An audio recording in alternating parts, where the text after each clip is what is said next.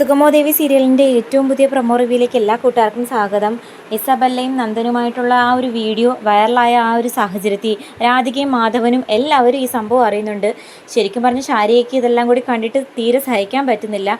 നന്ദേട്ടനെ നേരിട്ട് കണ്ട് എന്തൊക്കെയോ ചോദിക്കണമെന്ന് ആഗ്രഹിക്കുന്നുവെങ്കിലും അച്ഛനും അമ്മയായ ഞങ്ങൾ ജീവിച്ചിരിപ്പുണ്ട്, അതുകൊണ്ട് സഹോദരിയായ നീ ഇടപെടേണ്ട, ഞങ്ങൾ നേരിട്ട് പോയി എല്ലാ കാര്യങ്ങളും ചോദിക്കാമെന്ന് പറയുമ്പോൾ ഇസബല്ലയുടെ കാര്യം ചോദിക്കുമെന്ന് വാക്ക് കൊടുക്കുന്നുണ്ട് നമ്മുടെ രാധികയും മാധവനും ശാരിയൊക്കെ ആയിട്ട്. അതിൻ്റെ പേര് അവൾ കോളേജിലേക്ക് പോകുന്ന സമയത്ത് അവരാണെങ്കിൽ ചന്ദ്രത്തൂർ വീട്ടിലേക്ക് വരുമ്പോഴത്തേക്കും രാധികയാണെങ്കിൽ മേല് ദേവികയെ കാണാനായിട്ട് പോകുന്നുണ്ട്. അപ്പം ദേവികയും നന്ദനും നല്ല തർക്കത്തിലായിരുന്നു. ശരിക്കും പറഞ്ഞാൽ ഇസബല്ലയുടെ കാര്യങ്ങൾ പറഞ്ഞ് തർക്കിച്ചുകൊണ്ടിരുന്ന സമയത്താണ് രാധിക അങ്ങോട്ടേക്ക് വരുന്നത്. അപ്പോൾ സോഷ്യൽ മീഡിയയിൽ കാണുന്ന കാര്യങ്ങളിലും അല്പം എന്തൊക്കെയോ കാര്യങ്ങളുണ്ട്, അതിൻ്റെ പേര് മകളും മരുമകനും തന്നെ വഴക്കുണ്ടാകുന്നുണ്ട്. അങ്ങനെ സങ്കടപ്പെട്ട് നിൽക്കുന്ന രാധികയെ കണ്ടിട്ട് നന്ദനാണെങ്കിൽ ഒന്നും പറയുന്നില്ല. അപ്പോഴ് ദേവി വന്ന് പറയുന്നു, അമ്മ എന്താ ആലോചിച്ച് നിൽക്കുന്നത്? അല്ല മോളെ, എന്താ നിൻ്റെ ജീവിതത്തിൽ ശരിക്കും സംഭവിക്കുന്നത്? ഒന്നുമില്ലെന്ന് നീ പറഞ്ഞ് ചുമ്മാ ഒഴിഞ്ഞു മാറാനൊന്നും നോക്കണ്ട. നിൻ്റെ മുഖം കണ്ടാൽ എനിക്കെല്ലാം മനസ്സിലാകും. ആ ഇസബല്ല എന്ന് പറയുന്ന പെൺകുട്ടി ഏതാ? അവൾ എന്തിനാ നന്ദൻ്റെ ജീവിതത്തിൽ ഇത്രയധികം സ്വാതന്ത്ര്യം കാണിക്കുന്നത്? അത് ഞങ്ങളുടെ കൂടെ പഠിച്ച ഒരു പെൺകുട്ടിയാണ്. കൂടെ പഠിച്ച പെൺകുട്ടികൾക്ക് ഇത്രയും സ്വാതന്ത്ര്യം കാണിക്കാനുള്ള അവകാശം എന്താണെന്നൊക്കെ ചോദിക്കുന്ന സമയത്ത് അടുത്തിടയ്ക്ക് ഒരു ബിസിനസ്സിൻ്റെ കാര്യമായിട്ടൊക്കെ നന്ദനും കെവിനും ഇസബല്ലയൊക്കെ ഭയങ്കര ഫ്രണ്ട്സാണ്, അല്ലാതെ അമ്മ തെറ്റിദ്ധരിക്കുന്നത് പോലെ ഒന്നുമില്ലെന്നൊക്കെ പറഞ്ഞ് ഒഴിഞ്ഞു മാറാൻ ശ്രമിക്കുന്നു. അങ്ങനെ അവർ താഴേക്ക് വരുന്നുണ്ട്. അപ്പോൾ താഴേക്ക് വരുമ്പം നമ്മുടെ സിദ്ധാർത്ഥൻ സാറിനാണെങ്കിൽ നന്നായിട്ട് മനസ്സിലാകുന്നു രാധികയും മാധവനും ഈ സമയത്ത് വന്നത് എന്തിനാ, സോഷ്യൽ മീഡിയയിൽ വൈറലായ ആ ഒരു വീഡിയോയുടെ കാര്യം ചോദിക്കാൻ വേണ്ടിയിട്ടായിരിക്കും വന്നതെന്ന് വ്യക്തമാക്കിയിട്ട് നമ്മുടെ സിദ്ധാർത്ഥൻ സാറും പറയുന്നു, എനിക്കറിയാം നിങ്ങളുടെ വിഷമം, പക്ഷേ സോഷ്യൽ മീഡിയയിൽ കണ്ട എല്ലാ കാര്യങ്ങളൊന്നും വാസ്തവമല്ലെന്ന് വാക്ക് കൊടുക്കുന്നു.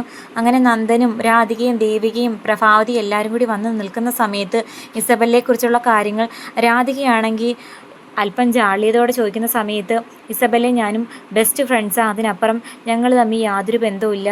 ദേവിയൊക്കെയാണെങ്കിൽ സംശയമാണ്. MLA ആയതിനു ശേഷം ഇവൾ ഒരുപാട് മാറിയിട്ടുണ്ട്. MLA ആയതിനു ശേഷം ഞാനല്ല മാറിയത്, നന്ദുവാണ് മാറിയത്. എനിക്ക് താല്പര്യമില്ലാത്തൊരു പ്രൊജക്റ്റ് തന്നെ നന്ദുവും മറ്റുള്ളവർ നിർബന്ധിച്ചതിൻ്റെ പേരിനാണ് ഞാൻ ഒപ്പുവെച്ച് തന്നത്. അങ്ങനെ തന്നെ 100 കൂട്ടം പ്രശ്നമുള്ള എനിക്ക് ഇപ്പം നന്ദുവും കൂടി ഇങ്ങനെ ഓരോ പ്രശ്നങ്ങൾ ഉണ്ടാക്കിക്കൊണ്ട് വരുമ്പോഴത്തേക്കും എനിക്ക് സഹിക്കാൻ പറ്റുന്നില്ല എന്നൊക്കെ പറഞ്ഞ് വിഷമിക്കുന്ന സമയം എല്ലാ കാര്യങ്ങളും തുറന്നു പറയണം, മറച്ചു വെക്കുമ്പോഴാണ് പ്രശ്നങ്ങൾ വഷളാകുന്നതെന്ന് നമ്മുടെ നന്ദനും പറയുന്നുണ്ട്. എന്ത് കാര്യം മറച്ചു വെച്ചു എന്നാണ് പറയുന്നത്? ദേവി മോൾ എന്തെങ്കിലും കാര്യം മറച്ചു വെച്ചിട്ടുണ്ടോ? ദേവിയുടെ കാര്യമല്ല, ശാരികയുടെ കാര്യമാണ് ഞാൻ പറയുന്നത്. ശാരികയെ പറ്റി എന്താ നന്ദൻ പറയുന്നതെന്ന് രാധിക ചോദിക്കുന്ന സമയത്ത് ശാരിക മറ്റൊരാളെ സ്നേഹിക്കുന്നുണ്ട്, എന്നിട്ട് ആ കാര്യം മറ്റെല്ലാവരോടും തുറന്നു പറഞ്ഞിട്ടുണ്ടോ? അത് മനസ്സിൽ മറച്ചു വെച്ചുകൊണ്ടല്ലേ ഗൗരിയുടെ സഹോദരനെ കല്യാണം കഴിക്കാമെന്ന് നിങ്ങളെല്ലാവരും കൂടി ചേർന്ന് വാക്ക് കൊടുത്തത്? നന്ദൻ എന്തൊക്കെയായി പറയുന്നത്? നന്ദൻ്റെയും ഇസബല്ലയുടെയും കാര്യം പറയുമ്പം ശാരിക മോളുടെ കാര്യം എടുത്തിടുന്നത് എന്തിനാ?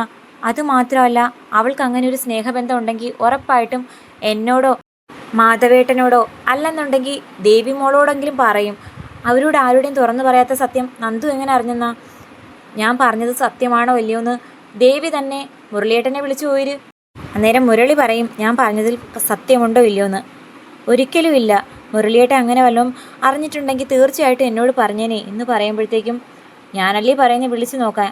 അങ്ങനെ അതിൻ്റെ പേര് ദേവിയാണെങ്കിൽ വന്ന് മുരളിയേട്ടനെ വിളിച്ചു ചോദിക്കുന്നുണ്ട്, ഇങ്ങനെ ശാരികയ്ക്ക് മറ്റൊരു സ്നേഹബന്ധമുണ്ടെന്നുള്ള കാര്യം നന്ദു പറയുന്നുണ്ട്, അതിലെന്തെങ്കിലും വാസ്തവമുണ്ടോ?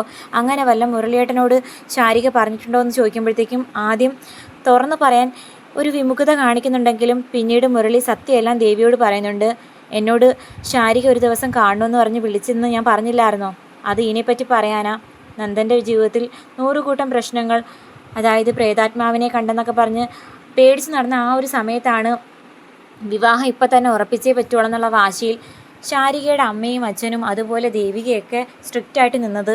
മാത്രമല്ല ഗൗരിയുടെ കാര്യവും പറയണ്ടല്ലോ.